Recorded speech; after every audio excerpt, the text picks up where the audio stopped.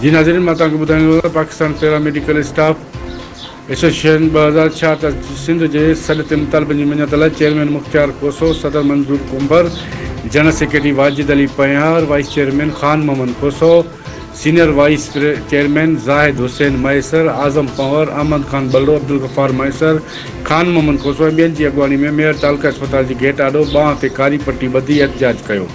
ऐं OPD जो boycott कयो। उन मौक़े ते हिननि मीडिया सां ॻाल्हाईंदे चयो त पंजाब ऐं KPK में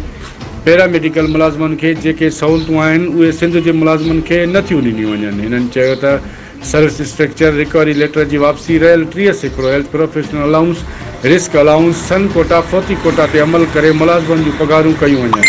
ऐं ढिले जी हेल्थ वर्कर जूं रहियल IDs खोलियूं वञनि। हिननि वज़ीर आला सिंध सिहत जो सूबाई वज़ीर सेक्रेटरी हेल्थ खे अपील कई त पंजाब ऐं KPK जे पैरामेडिकल स्टाफ जे मुलाज़िमनि जा जाइज़ मुतालबा हल करे मुलाज़िमनि मां बेचैनी दूर कई वञे। कैमरामैन दीदार मैसर सां गॾु रिपोर्टर अब्दुल वहीद मैसर, सोच TV न्यूज़, मेयर।